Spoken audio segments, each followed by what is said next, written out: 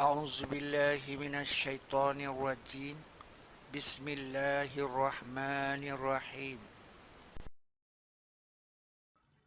Assalamualaikum warahmatullahi wabarakatuh.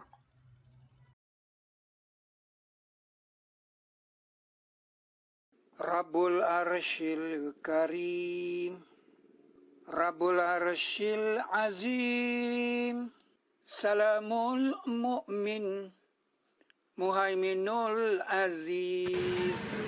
Lorong waktu berikutnya dalam kisah Nabi Musa alaihissalam. Lorong waktu ini berhubungan dengan kata hijab juga. Allah bilang pada 4251, tidak Allah berkata-kata kepadanya kecuali dengan wahyu atau dari belakang hijab. 4251 atau dari belakang hijab. Ini syarat lorong waktu dengan kode 4251. Nah, pada 1952 dikatakan kami dekatkan dia untuk berkata-kata, dan kami dekatkan dia untuk berkata-kata. Nah, inilah lorong waktu 1952. Kalau kita gambar ekspresinya sebagai berikut. Dan kami dekatkan dia untuk berkata-kata. Nah, kata dekatkan ini dikamuskan pada kisah Nabi Ibrahim alaihissalam. Maka ia dekatkan dia kepada mereka. Ia berkata, mengapa kamu tidak makan?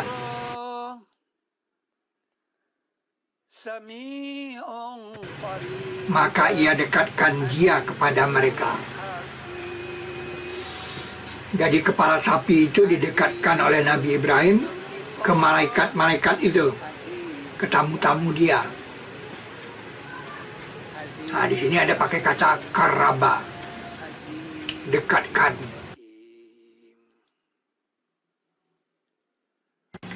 Nah, dalam kisah Nabi Musa, tentu dekatkan itu dia bergerak kan, digerakkan, mendekat gini kan.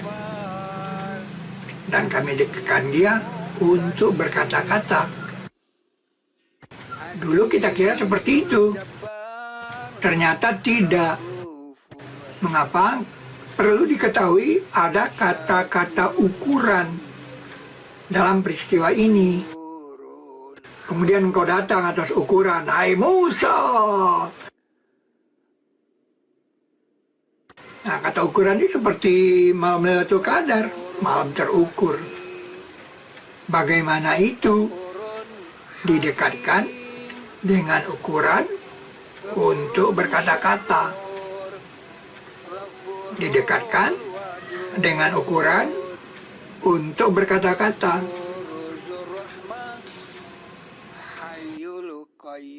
Nah, jawabnya Nabi Musa harus ke belakang hijab. Nah, ini lorong waktu.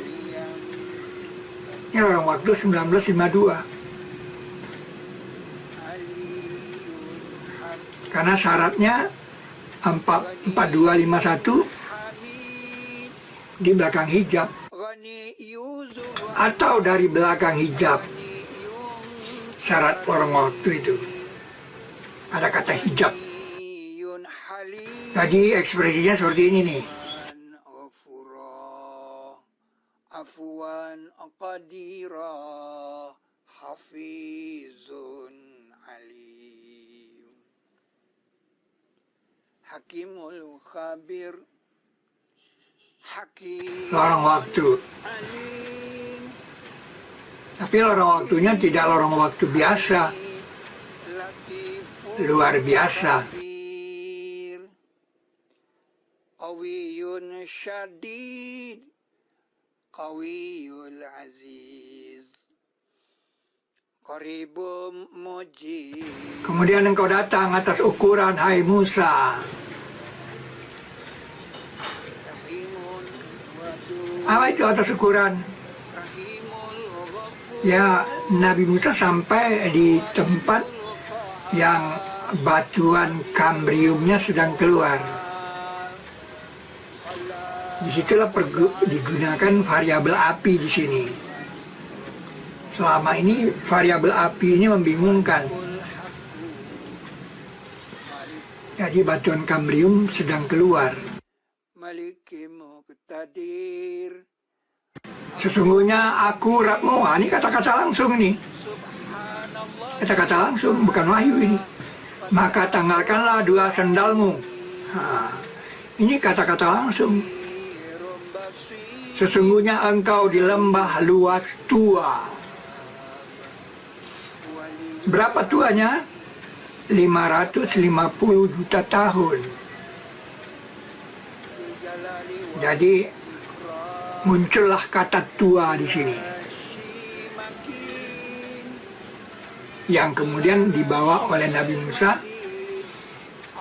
kata tua ini ke Nusantara.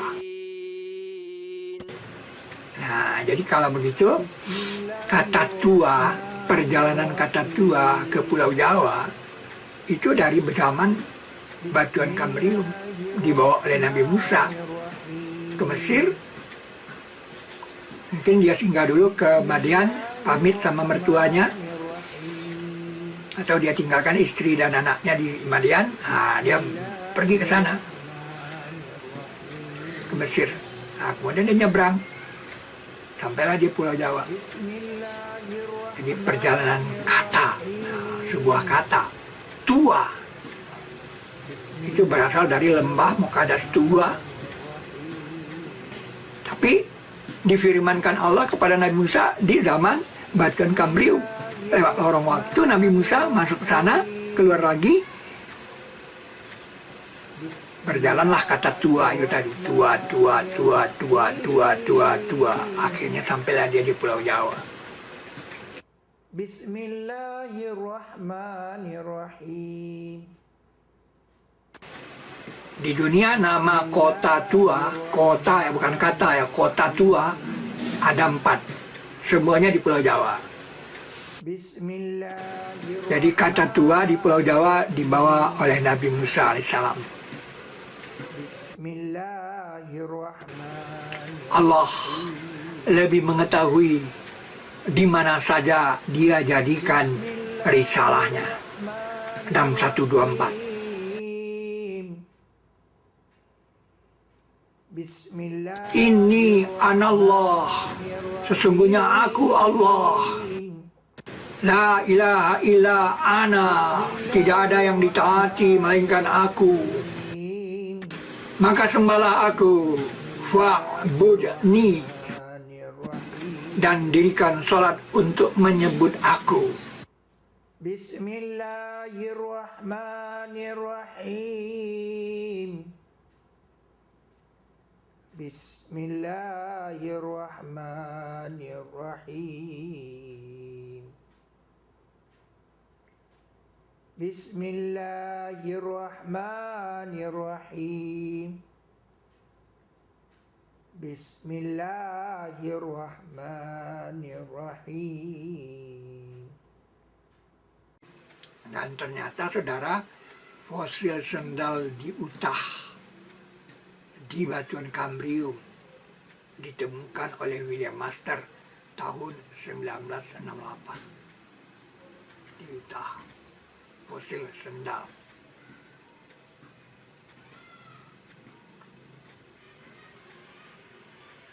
Nah, bagaimana itu? Ini dari Mesir kan ya? Nah, dia jalan ke Madian, Madian itu di sini. Nah, kemudian dia ke Utah. Nah, di Utah ini ada lembah Muqaddas tua itu, lembah tua. Turunnya di sini, di sekitar Hawaii ini. Dan apa itu di tangan kananmu, hai Musa? Ia berkata, ini tongkatku, aku bertekan atasnya. Nah, ini dia datanya. Anda lihat ini, sendal itu dipakai lama pada tumit sebelah kanan. sebagai indikasi dari menahan beban yang alami. Anda lihat dia dua ini.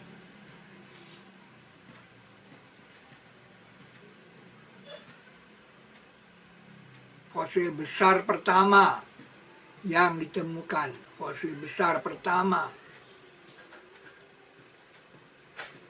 Sendal itu dipakai lama pada tumit sebelah kanan. Al-Quran itu kan bukti. Apa itu di tangan kananmu, hai Musa? Dan apa itu di tangan kananmu, hai Musa? Nah, berarti dia kan kekurangan oksigen dong. Kan di zaman batuan Kambrium itu oksigen sangat tipis.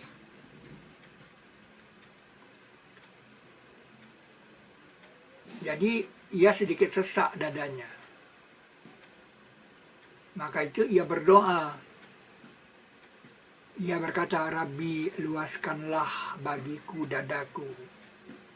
Rabbi srahli. Rabbi srahli. Asroha ini kan Al-Insyirah kan. Surat Al-Insyirah kan juga mengenai dada. Waktu Nabi Muhammad Isra Mi'raj kan juga dia dadanya sesak. Nih, kan, bukankah kami telah lapangkan bagimu dadamu? Ini kata lapangkan dadanya. Ini dialami oleh Nabi Muhammad waktu Isra Mi'raj.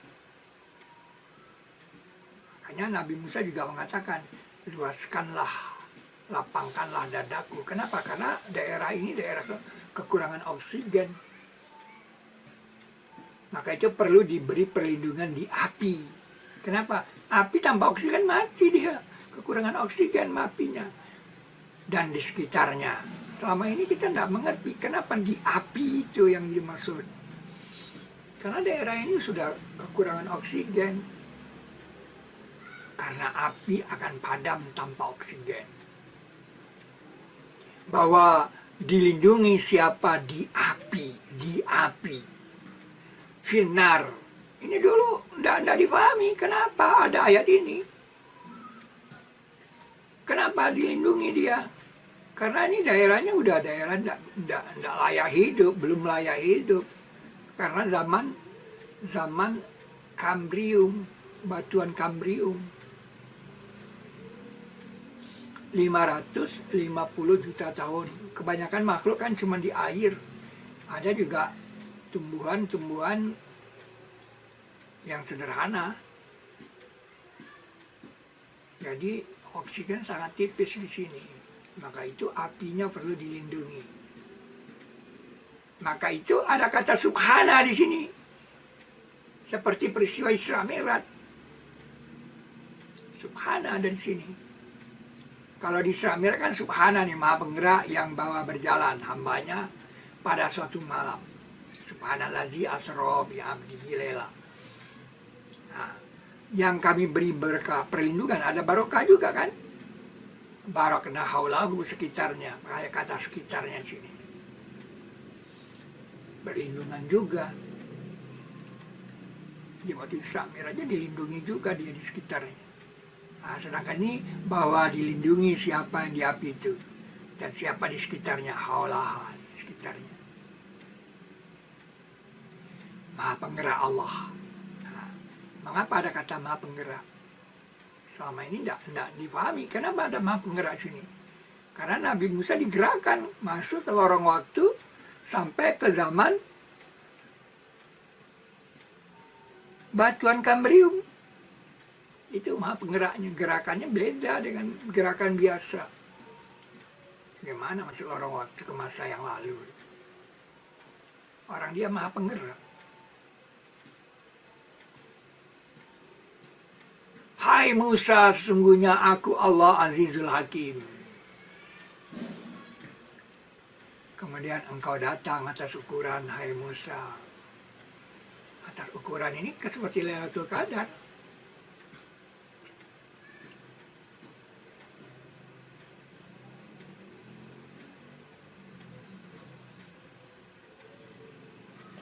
Apa belum mereka lihat kepada bumi betapa lama kami telah tumbuhkan padanya dari setiap jenis yang berbeda. Nah, ini yang dikatakan ledakan Kambrium. Di zaman Kambrium itu terjadi jenis-jenis yang berbeda. Terjadi jenis-jenis yang berbeda. Ini dikatakan betapa lama. Ini bilang betapa lama. Jenis, nah di sini pakai kata karim yang berbeda artinya. Bukan mulia. Zaujin karim, jenis yang berbeda. Itu terjadi semacam revolusi. Di batuan Kambrium sudah terjadi kelainan jenis-jenis itu.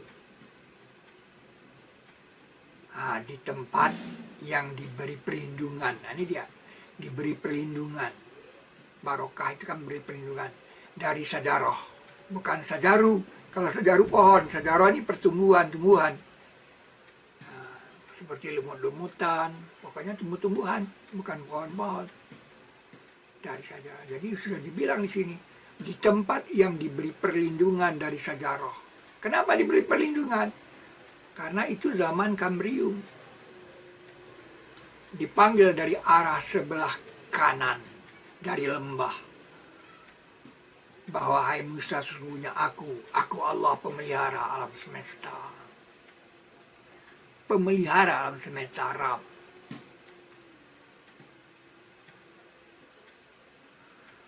Maka ketika ia datang kepadanya dipanggil dari arah lembah sebelah kanan di tempat yang diberi perlindungan dari tumbuhan. Bahwa hai Musa, sungguhnya aku Allah pemelihara alam semesta.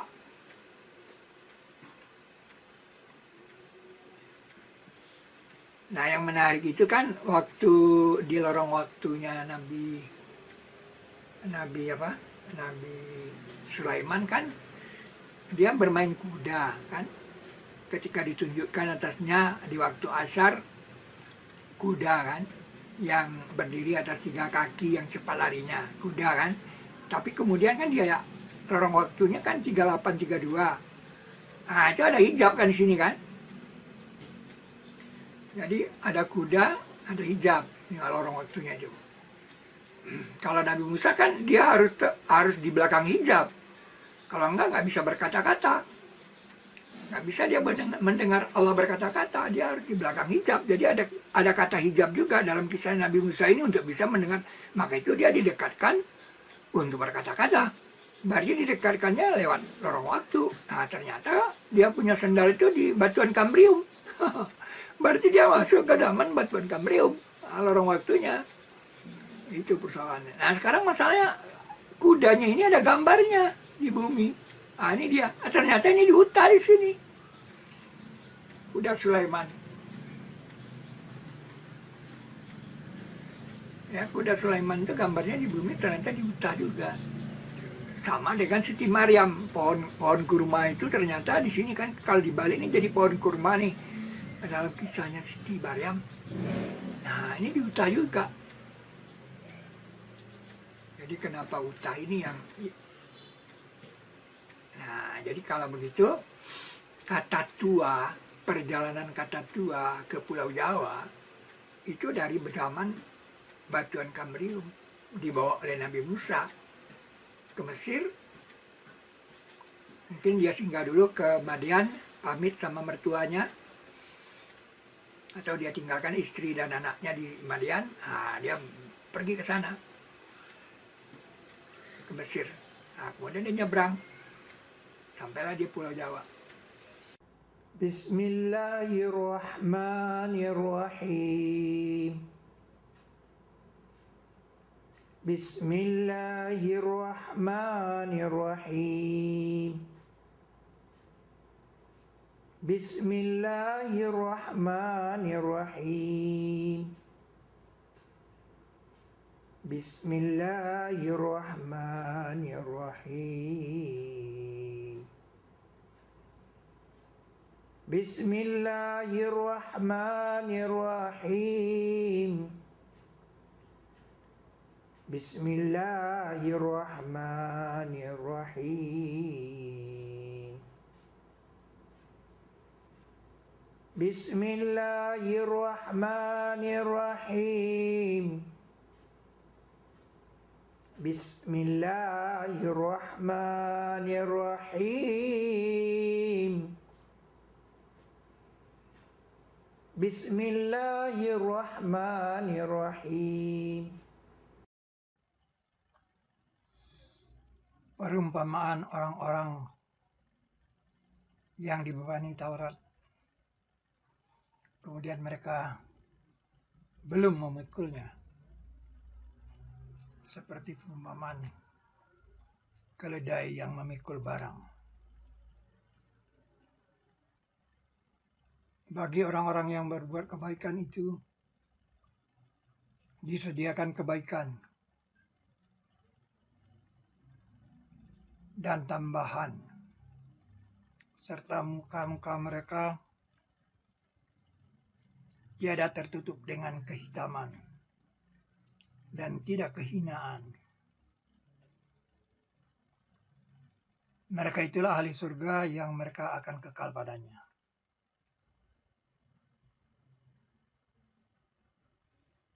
Barakallah bagi mereka yang mendorong gerobak.